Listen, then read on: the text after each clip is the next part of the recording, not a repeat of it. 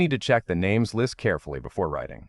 The names to avoid: Dave, Karen, Frank, Ray, Curtis, Brandon, Nathan, Lydia, Constance, Georgia, Scott, Mitch, Miles, Theo, Paige, Harriet, Victor, Harold, Joel Mercer, Diane, Elaine, Eli, Marcus, Renee, Owene, Patricia, college friend. I'll use narrator equals Craig, male, 40s, wife equals Sandra, best friend equals Derek, Derek's wife equals Wendy. The Tuesday it all unraveled started the same way every other Tuesday had for the past 11 years. I was in the driveway at 6:40 in the morning, coffee thermos between my knees, trying to remember if I'd signed the form my wife had left on the kitchen counter the night before. I hadn't. I went back inside, grabbed it off the counter, noticed she'd already left for her spin class, signed it, put it back. Routine. Comfortable. Boring in the way that good marriages sometimes are. I work in commercial HVAC. Not glamorous, but steady. My territory covers most of the eastern half of the state, which means I'm on the road 3, sometimes 4 days a week. I've been doing it long enough that the drives blur together. The same rest stops, the same fast food exits, the same flat stretches of highway where you stop actually seeing the road and just exist inside the hum of the engine. That particular Tuesday, I was supposed to drive out to a job site about 2.5 hours away, a new office complex outside of Raleigh. I'd done the initial consultation, and they were finally ready to move forward. Big contract. The kind that makes your manager send you a gif of a champagne bottle at 8 p.m. I was maybe 40 minutes out when my phone rang. The project manager on the other end told me there'd been a permit delay. Nothing I did, nothing they did, just the usual bureaucratic snarl. Could I come Thursday instead? I said sure, turned around at the next exit and drove home. Sandra's car was in the driveway. I didn't think anything of it. Her spin class got out at 8:15, and she worked from home on Tuesdays. She probably just hadn't gone to the grocery store yet, I told myself. I was already making a mental list. I'd go get lunch, maybe stop by the hardware store, give her the house to herself until the afternoon like she preferred when she had calls. But then I noticed Derek's truck parked at the far end of our street. Derek and I had been friends since we were freshmen at NC State. 20 years. He was the best man at my wedding. I photographed the birth of his first kid from the waiting room hallway because he texted me in a panic, and I drove over at 2 a.m. Were the kind of friends who don't need a reason to show up at each other's house. That's the part that still makes my chest tighten when I think about it. I'd seen that truck in my driveway so many times it had become part of the scenery. But it wasn't in my driveway. It was at the end of the street, pulled half behind the neighbor's oak tree in a spot where you'd only park if you didn't want to be seen from the house. I sat in my car for maybe 30 seconds. Just sat there. I want to be honest here, I didn't have a big dramatic realization. It was more like my brain got very quiet and very cold, the way it does when you already know something and you're just waiting to confirm it. I parked on the street 2 houses down and walked back to my own front door. It was unlocked.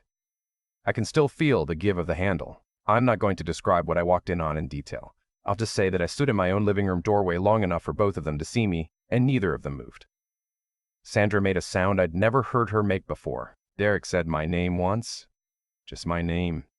Like I was a ghost he was surprised to see in a place I had every right to be. I walked back out the front door. Got in my car. Drove to a Cracker Barrel parking lot 6 miles away and sat there until my hands stopped shaking. Here's what I keep coming back to. Even now, I wasn't thinking about Sandra in that moment. I was thinking about Derek.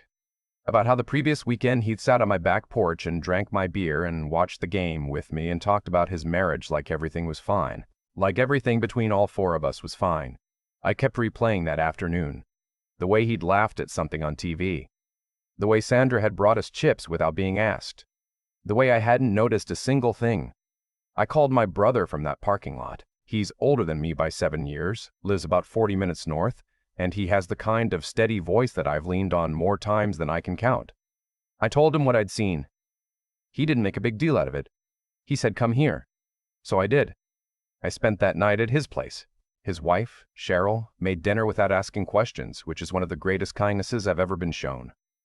My brother and I sat on his porch until midnight and didn't talk much. I was fine. Sandra called 11 times that evening. I didn't answer. Derek didn't call at all. The next morning I drove home early, around 7, when I knew she'd still be there. She was in the kitchen when I came in. She looked like she hadn't slept. I hadn't either, but I'd made a decision somewhere between my brother's porch and his couch. I was going to stay calm. I was going to be completely calm, because the moment I stopped being calm was the moment I lost the ability to think clearly, and I needed to think clearly more than I needed to yell. I sat down at the kitchen table. She sat across from me, and I said, very quietly, "I want to know how long," she told me. 4 months. Almost exactly 4 months. I asked if it had started before or after our anniversary trip to Savannah, because we'd gone in June and I'd thought that week had been one of the best we'd had in years.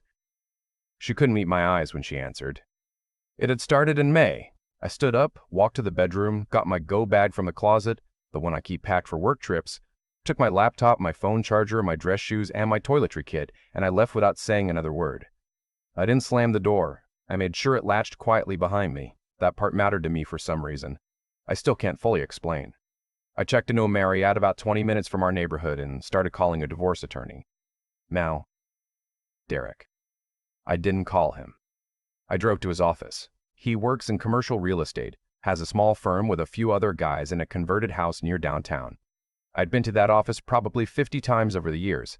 I knew which parking spot was his. I pulled in right next to him at 9:30 on a Wednesday morning and knocked on his window. He rolled it down. He looked terrible. Worse than Sandra had. "I want you to understand something," I said. "I'm not here to fight you. I'm not here to threaten you. I'm here to threaten you. I'm here because you've been my best friend for 20 years, and you owe me one conversation. Not a text, not a voicemail, a real conversation." He got out of the car. We sat on the tailgate of his truck and I let him talk. He said all the things people say. It started as nothing. It spiraled. He'd been trying to end it. He hated himself for it. I believed about half of what he said. The other half I think he was saying because he needed to believe it about himself. When he finished, I said, "Derek, I need you to hear me very clearly. We are done. Not paused, not on hold. Done. Don't call me, don't text me, don't come to my house, don't come to anything where you think I might be. If I run into you somewhere, I will be civil because I'm not interested in making a scene. But we are finished. You don't exist in my life anymore." He started to say something. I held up my hand. "You were the best man at my wedding," I said. "You gave a speech about what kind of husband you thought I'd be. I want you to sit with that." I got in my car and left. I won't pretend that felt good in the way people imagine dramatic moments feel good. It felt like closing a door on a room you'd lived in for a long time. Heavy and final and just very quiet. Derek's wife, Wendy, called me 2 days later. She'd found out. I didn't reach out to her. She'd figured it out on her own, the way spouses usually do. She was crying so hard I could barely understand her for the first 2 minutes. I told her I was sorry. I meant it. Whatever she and Derek did with their marriage from that point forward was entirely their decision, and I told her that too. I think she appreciated that I wasn't trying to blow up her life any further than it already was. The next few weeks were what I can only describe as administrative grief. I retained a divorce attorney. Sandra and I communicated through her. I moved my direct deposit. I changed the passcodes on everything. I went to the gym every single morning because it was the only hour of the day where I felt like my body was mine and my brain could just go quiet. Friends started reaching out. People knew. The way people in your circle always know before you want them to. I kept the responses short. "I'm okay. Handling it. Thanks for checking in." Some of those responses were lies and some of them weren't. About 3 months into the separation, Sandra's attorney reached out to mine with a request. Sandra wanted to meet in person, neutral location, no attorneys. I almost said no. But something made me agree. Maybe curiosity, maybe the part of me that needed a clean ending rather than one that just faded into paperwork. We met at a coffee shop near her parents' house on a Saturday afternoon in October. She was waiting when I got there. She looked different, thinner. She'd cut her hair. I sat down and put my keys on the table and looked at her, and she looked at me, and for a long moment neither of us said anything. She said she wanted to apologize, not explain. She knew explanations weren't what I needed. Just apologize. Not explain. She knew explanations weren't what I needed. Just apologize. She said she'd broken something she couldn't fix, and she knew that, and she wasn't asking me to forgive her, but she needed me to know she understood what she'd done. I told her I appreciated that. Then she looked down at her coffee cup and she said, "There's something else you need to know," she said it quietly, almost like she was hoping I wouldn't hear her. She told me she was pregnant. I looked at her stomach. She was wearing a loose sweater. Looking at it now, yes, I could see it. She was maybe 16, 17 weeks along.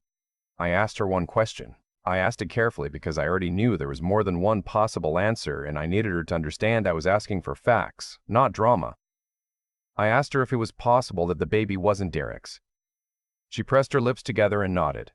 I drove her to a clinic that afternoon, not because I was certain of anything, not because I'd made any decisions, but because I needed to know. The paternity test required a sample from me and one from Derek, and I'm not going to go into how that process worked in detail, only that it took 2 weeks for results, and those were the longest 2 weeks of my life. I couldn't sleep. I was waking up at 3 a.m. and staring at the ceiling and running numbers in my head like numbers meant something. I got the call on a Thursday morning. I was sitting in my car in the parking lot of a Home Depot, of all places. The genetic counselor on the phone was careful and professional and kind, and she told me the results in the neutral, measured tone of someone who has delivered this particular kind of news many times before. The child was not mine. I thanked her. I ended the call. I sat there in that parking lot for a long time. A woman walked by with a cart full of mulch and a toddler on her hip, and she was arguing on the phone with what sounded like a contractor and the absolute normalcy of it, of the world just continuing to move around me while I was sitting there absorbing this. I don't know. It was surreal and somehow also exactly right. I texted Sandra 4 words. Results came. Not mine. Then I blocked her number. I want to be honest about the months that followed, because I think people expect either a dramatic collapse or a triumphant recovery, and the truth is, it was neither. It was just slow. Some days were fine. Some days I'd be driving between job sites and a song would come on that we'd dance to at our wedding and I'd have to pull over. Some nights I slept great. Other nights I was back in that parking lot in my head, hearing her say there's something else you need to know. My brother checked in every week. Sometimes he'd just text to say he was thinking about me. Cheryl mailed me a card at some point. Not for any occasion, just a regular card that said something like, "You're doing better than you think." I have it on my refrigerator. I don't know why that card got to me the way it did, but I still look at it every morning. About 6 months after the divorce was finalized, I heard through a mutual acquaintance that Sandra had moved back in with her parents, that the baby had been born premature, that she and Derek had tried to keep things going for a while after all of this came out, but it had fallen apart. I don't know the details and I didn't ask for them. Some part of me still aches when I think about her, not because I want to go back, but because I genuinely loved her for a long time. And love doesn't have a clean-off switch, no matter how much you wish it did. What I do know is this. I'm 42 years old. I have a decent apartment and a job I'm good at and a brother who answers the phone when I call him. I started going to a men's group at my church, which I would have laughed at 2 years ago, but turns out sitting in a room with a bunch of guys who are also trying to figure out how to carry things that are too heavy is actually useful. I have a woman I've been seeing for a few months now. Nothing serious, but she makes me laugh, and that turns out to matter a lot. I don't hate Sandra.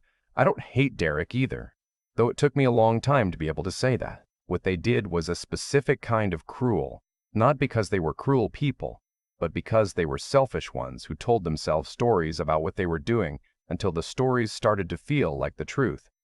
I've made my own mistakes. I'm not interested in carrying their weight on top of mine. The thing I keep coming back to, the thing that I think about when I can't sleep and the apartment is too quiet and I find myself running the whole thing back from the beginning. I used to think a long marriage was proof of something, that if you made it to 10 years, 11 years, you'd earned a kind of safety. Like the work was mostly done and what was left was just maintenance. I know now that's not how it works. You don't earn safety. You build trust over and over, every single day, in the small choices that nobody's watching. And when someone decides that those choices don't apply to them anymore, when they start parking their truck at the end of the street, no amount of years together protects you from that. I don't have a clean lesson to wrap this up with. It's not that kind of story. I'm just a man who went home early on a Tuesday and couldn't unknow what he saw. And I'm still here. Most days, that's enough. I've thought a lot about the word trust since all of this happened. Not in a philosophical way. I'm not that guy. More in the practical, everyday sense. Like, what does trust actually mean when you're living it? I think I used to believe trust was something you gave someone once, up front, like a deposit, and then it just sat there working quietly in the background. You don't check on it. You don't think about it. It's just there. That's not how it works. I know that now. What Derek and Sandra did wasn't some freak accident. It was 100 small decisions made over 4 months, every single one of them a choice to keep going, to keep lying, to keep parking that truck at the end of the street, and every one of those choices had a weight to it that they were either too selfish or too scared to actually feel. That's the part that took me the longest to understand. It wasn't one moment of weakness. It was a sustained, deliberate effort to deceive someone who trusted them completely. There's a difference. And recognizing that difference is what finally let me stop blaming myself. Because I did blame myself for a while. I went back through years of memories looking for the thing I missed, the sign I ignored, the conversation I should have had. That's a brutal way to spend your nights. What I eventually figured out, and this took longer than I'd like to admit, is that other people's choices are a reflection of your failures. Sandra made her choices. Derek made his. Those choices had consequences that spread way beyond what either of them planned for, and they're living with that now. That's not something I did to them. That's just what happens when you act without integrity and the truth eventually surfaces, the way it always does. The DNA result was the hardest single moment of this whole thing.